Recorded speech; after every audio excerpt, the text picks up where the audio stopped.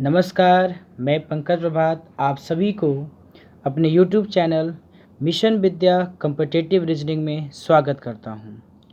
और आज हम लोग डायरेक्शन का एक टॉपिक सूर्योदय और सूर्यास्त की परछाई के बारे में पढ़ने वाले हैं। तो आइए उस टॉपिक की शुरुआत किया जाए। तो सबसे पहले सूर्योदय और सूर्यास्त का जो बेसिक कॉन्सेप्ट होता है उस बेसिक कॉन्सेप्ट के बारे में हम लोग जान लेते हैं। तो आइए सबसे पहले हम लोग जिक्र करते हैं कि हमारे रीजनिंग में टोटल कितने डायरेक्शन होते हैं, मतलब हम लोग कितने डायरेक्शन के बारे में पढ़ सकते हैं, कितनी दिशाओं के बारे में पढ़ सकते हैं, कितनी उपदिशाएं होती हैं, उन सभी के बारे में हम लोग जिक्र करने वाले हैं। तो आइए मेनली जो डायरेक्शन जो होते हैं वो क्या होंगे। यहाँ पे एक नॉर्थ होते हैं, एक साउथ होगा, एक ईस्ट होगा और चौथा क्या हो जाएगा, वेस्ट हो जाएगा। लेकिन सबसे बड़ी बात क्या है ना कि नॉर्थ का दायां चलने को कहे तो थोड़ा प्रॉब्लम होती है, लेकिन आज के बाद कोई प्रॉब्लम नहीं होगी। चलिए देखिए इस प्रॉब्लम को सॉल्व कैसे किया जाए। जैसे मान लीजिए अगर आपसे कहा जाए कि बताओ नॉर्थ का तुमको दायां चलना है, ठीक है, या ईस्ट का दायां चलना है, साउथ का दायां चलना है या वेस्ट का दायां चलना है, तो हम किस प्रकार से चलेंगे। तो ध्यान रखना है कि जब भी आपको दायां चलने को कहे, क्या चलने को कहे, दायां चलने को कहे, आपको हमेशा क्या चलना है, क्लॉकवाइज चलना है। क्या चलना है, क्लॉकवाइज चलना है। और अगर जब भी आपसे अगर बायां चलने को कहे तो हमेशा आपको क्या चलना है, एंटी क्लॉकवाइज चलना है। बस यही क्लियर सबसे बड़ी कॉन्सेप्ट है, आप इसको एकदम आसानी भाषा में समझ सकते हैं। दायां कहे तो क्या चलना है, क्लॉकवाइज चलना है, और बायां कहे तो क्या चलना है, एंटी क्लॉकवाइज चलना है। क्लियर यहाँ तक।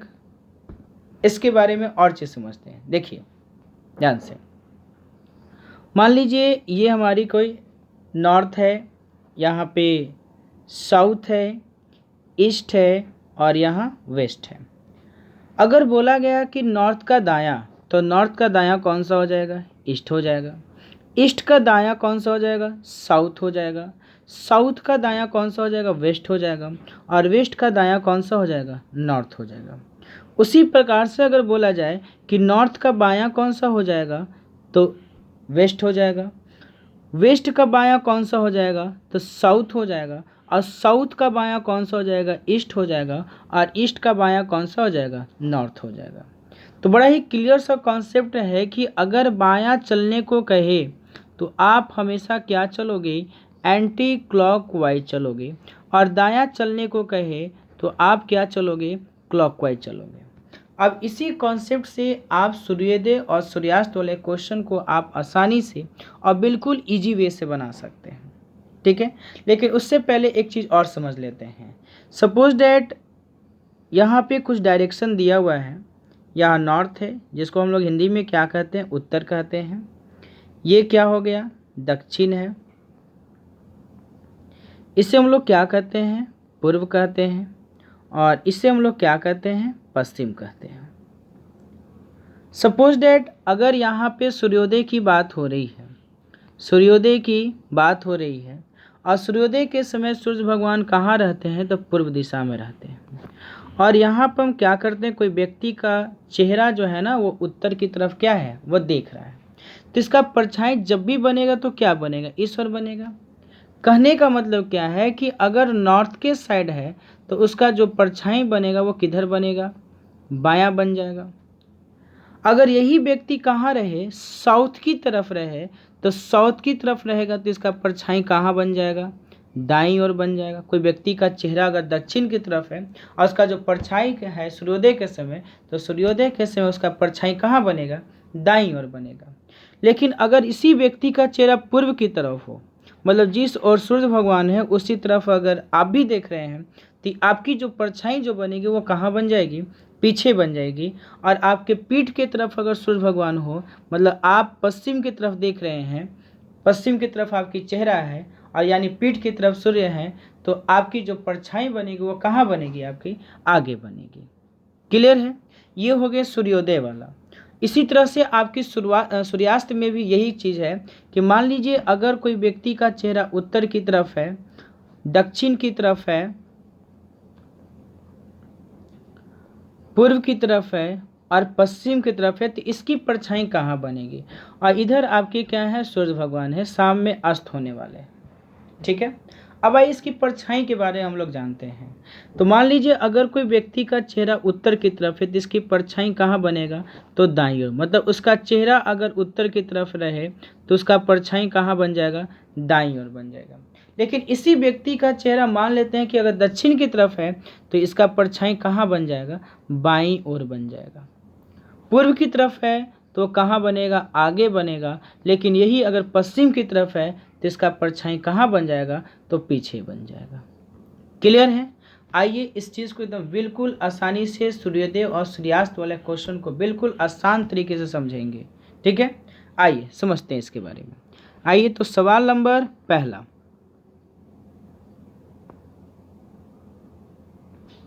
देखिए सवाल नंबर पहला कह रहा है कि एक मैदान में सूर्योदय के ठीक बाद श्याम और सोनी एक दूसरे के आमने सामने खड़े होकर बातें कर रहे थे। अगर सोनी की परछाई श्याम के ठीक बाईं ओर पड़ती है तो सोनी का मुंह किस तरफ होगा? इसका कहने का मतलब क्या है, पहले इस चीज़ को समझिए।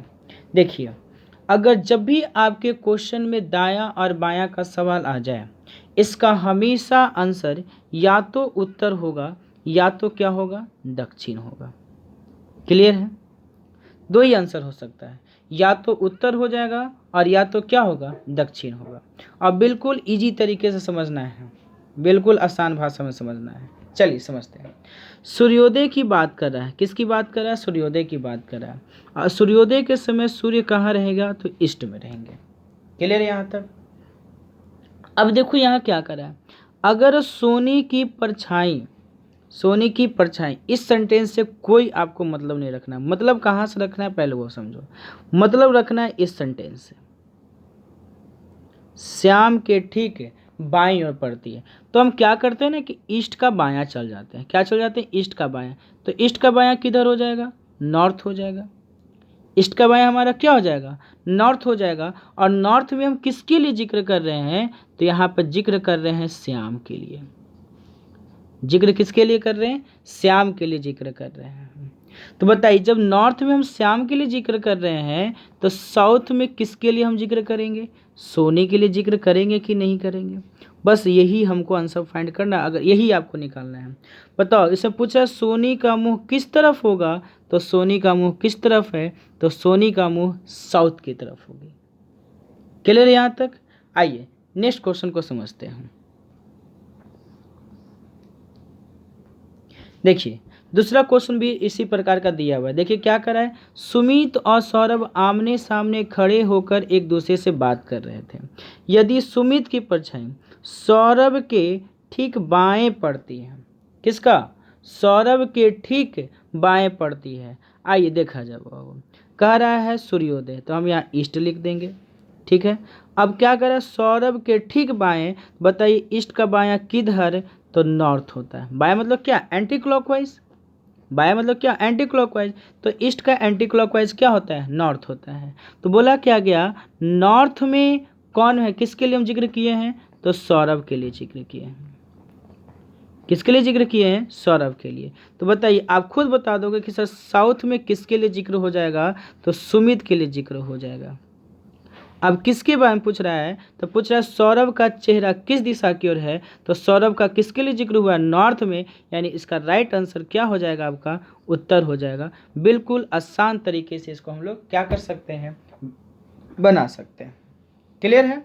आइए क्वेश्चन नंबर तीसरा।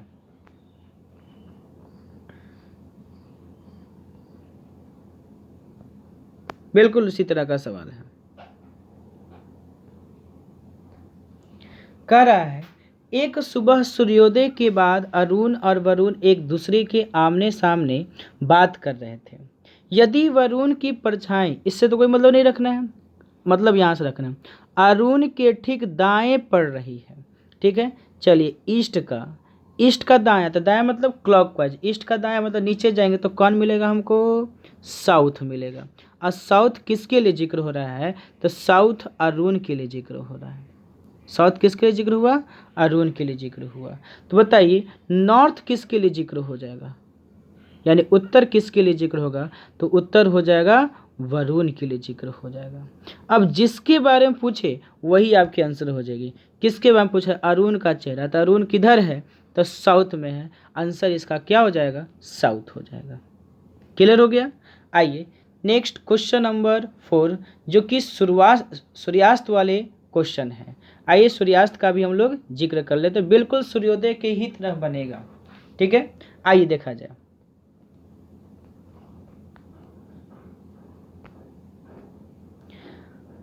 सूर्यास्त होने से ठीक पहले राम और श्याम एक जगह बैठकर बातें कर रहे थे। यदि श्याम की परछाई राम के ठीक बाएं पड़ रही थी। किसके बाएं?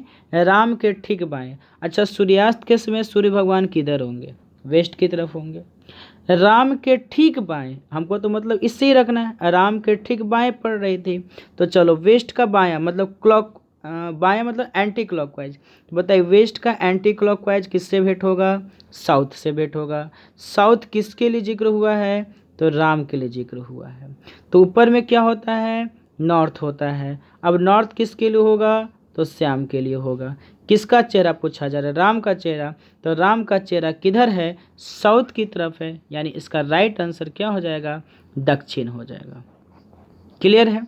आइए नेक्स्ट क्वेश्चन नंबर 5।